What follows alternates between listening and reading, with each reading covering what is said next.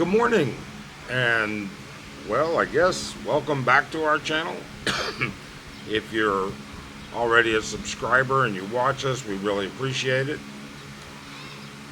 Welcome to our channel. If you're new, we'd appreciate it if you would subscribe and hit that thumbs up and even hit the bell to notify you of our next video. I bought a titty bar. Yeah, I did. And if you hang around, you're going to find out how I bought a titty bar. Or Gentlemen's Club. Let's call it that. A Gentlemen's Club. You're going to find out why I bought the Gentlemen's Club. And you're going to find out a little bit more about me. So let's get started. First off, I need to preface all of this by saying a few things. My primary career, yeah, that's the best way to say it. My primary career consisted of being in the medical profession for 40 plus years. Clinically, administratively, ownership, etc. During the period of that 40 years, I also invested in multiple businesses. I did joint ventures in multiple businesses. I did sole ownership of multiple businesses. All of them were ancillary to my professional position. And if you can hear the fan in the background, I apologize, but it's kind of warm today, and well, the house really isn't set up inside yet to be comfortable and do videography. Okay, so let's get to the nuts and bolts here. I am like a coin, just like you. There are two sides to me, and there are two sides to you. You know, both sides are different. For the past couple of months, all you've seen is the conservative family side of how our life goes and works in the Philippines. Now you're going to see the other side of the coin. In the 90s, I had an opportunity to purchase a Gentlemen's Club. It was quite by accident. I wasn't looking for it. And I think the best thing to say is that I took advantage of a con man, and I took a chance, and it worked. So, to try and make a long story short, there was a Gentlemen's Club up the road in between my office and the hospital that I would occasionally stop at, especially for lunch. It beat the hell out of going to Burger King or McDonald's or Western Sizzler or anywhere else. And you can understand why. They had a decent buffet lunch. And though I wasn't a big drinker, it wasn't bad. So when I had the opportunity, sure, I dropped in. I ended up getting to know the owner. Let's call him George. So George, it was obvious right off the get-go that he was a piece of shit scammer con man. Oh, that shouldn't really surprise you in that business, should it?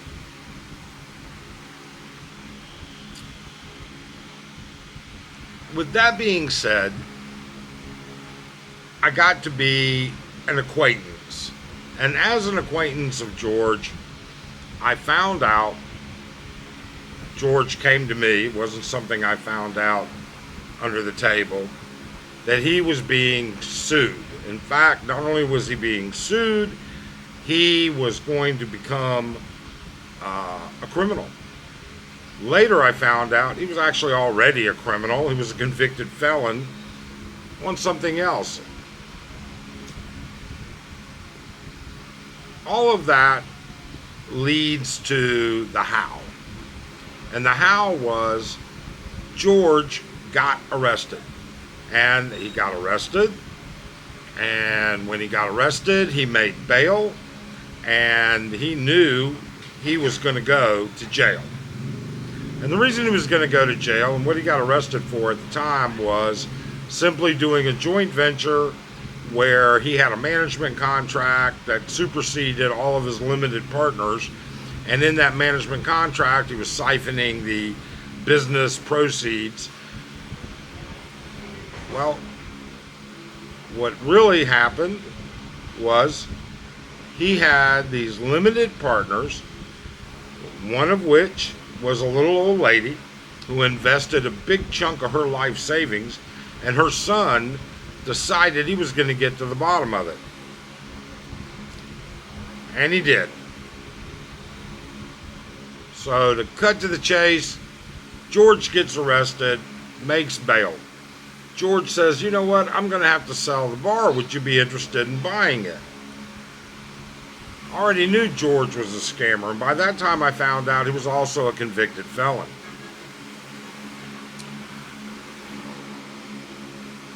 George and I spoke. We worked out a purchase agreement. It was considerably overpriced, and it consisted of having a sizable cash down payment. So I got together with my attorney and we went through everything, and it was obvious that George wasn't using an attorney to craft this. In fact, there were typos in the purchase agreement. There were all kinds of problems that I saw, and then there were other problems. A week or two goes by, and I said, okay, let's pull the trigger and let's buy this thing. It's overpriced, but it cash flows. Yeah, let's do it. So I bought it. Now you have to understand something here, and you need to take this into consideration. And I'm going to tell you right now, I've got stories of the period of time that I owned this, and I didn't run it. I had managers and supervisors, and I oversaw it all. But I wasn't day to day in the place. But to make to expand on it, it cash flowed well, and I knew he wasn't reporting all the income. And so I pulled the trigger.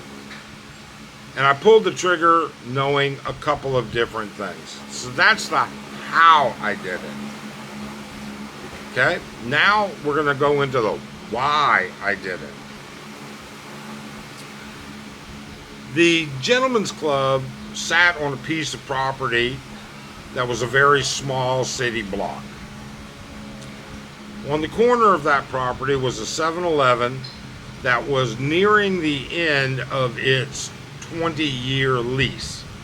Its lease renewal was going to be up in about 2 years. In addition to that, this was one of those original 7-Elevens that did not have gasoline, and they were installing gas tanks. They had no intention of not renewing that lease.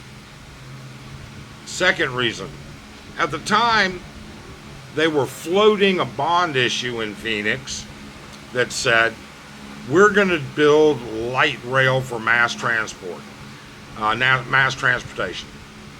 And the main spur for that side of town was going to be 3 blocks up the road.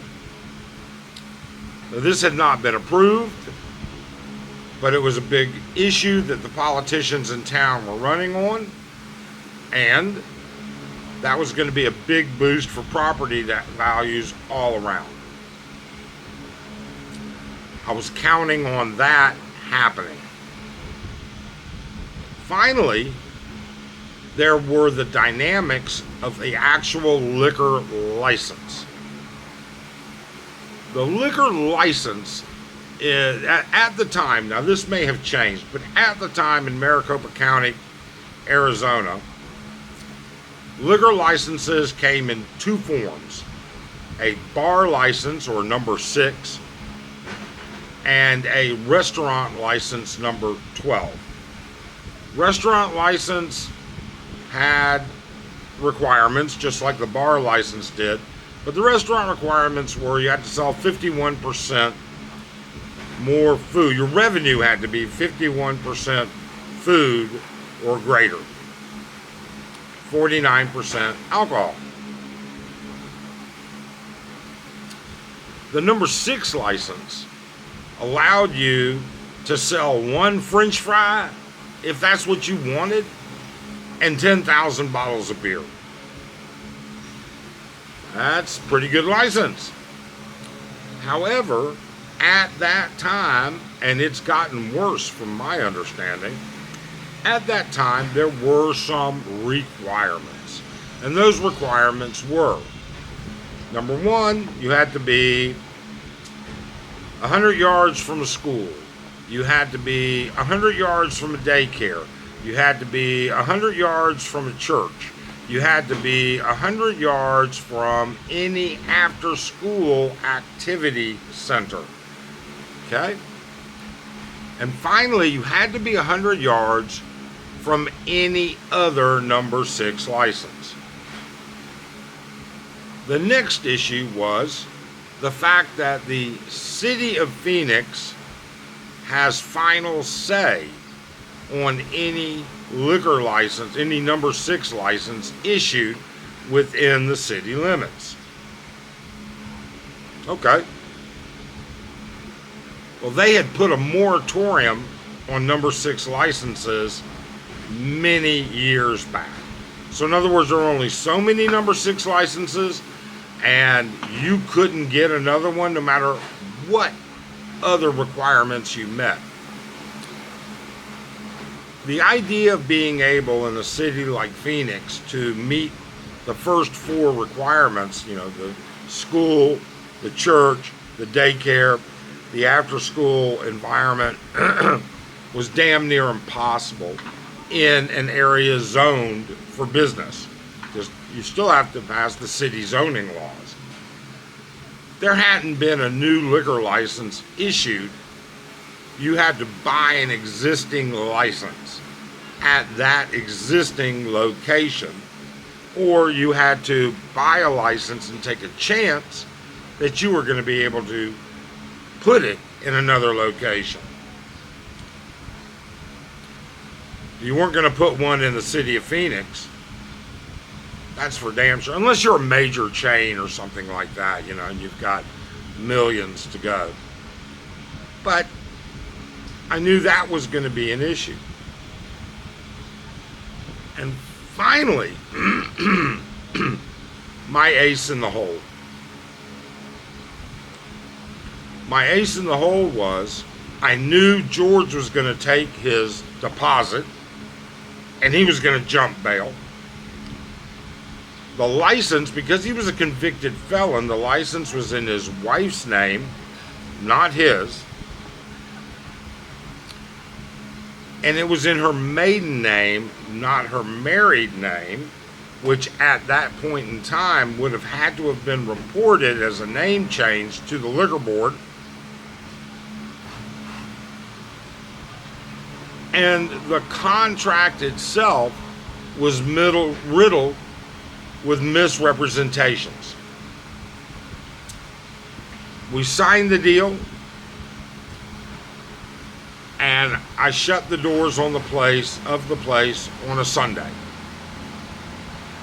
Gave George his money, and by Monday, he had jumped bail and was gone.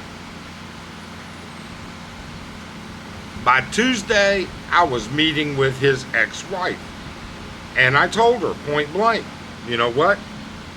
Your husband tried to rip me off. You were well aware of it. This contract is full of misrepresentations. You signed it. You signed it in front of your attorney. You were aware of it. Because you did the books and you were the bookkeeper, you're also going to be subject to any type of investigation through the revenue source should an investigation take place. And the worst of it is, The last thing you want to happen to a number 6 liquor license is for it to go into investigation, because once that license is gone, it's gone. So, let's say we work out a more equitable deal and we avoid the city, the state, the city revenue office, the state revenue office, and then any personal liability to the misrepresentations. And that's what we did. So I took that chance. And now I own an entire city block with a gentleman's club, a 7-Eleven that was going to have to renew its lease in about 18 months, and a small strip center. I think it was like a laundry center, you know, washing machines, things like that. In there, there was a Vietnamese cultural center in there, which I don't know why they called it a cultural center. It was a pool hall and ping pong place for the Vietnamese mafia, I guess. I never really got to be very friendly with them. And there was a DVD rental place in there, long before Netflix, I might add. So, what am I going to do? Well, I'm going to tell you in some of the next videos. If you comment and I get enough response from this video, and I get enough interest in this, I will begin to tell you the stories of Boner Boy, of Lori the Nun, of Angel the Not So Much Angel. I will tell you what the girls really think of you, because I got news for you. Strippers are pathological liars. That's their job. Their job is to lie to you. I'm going to tell you what it was like to run a place like this. The problems with the liquor board, the problems with the police, how we took care of those problems, what we went through, the funny stories, the sad stories. I've got a million stories, but only if you're interested. So please, think about it. Subscribe, comment, hit that thumbs up. If I get the responses that make it worth the time and effort, I'll include this as a totally separate playlist, because on days like today where I've got nothing to do, we're waiting around for people to show up, I can't go out really and video stuff.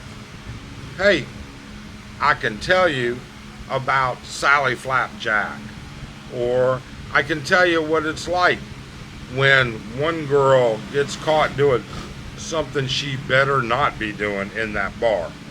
I can tell you about Naomi,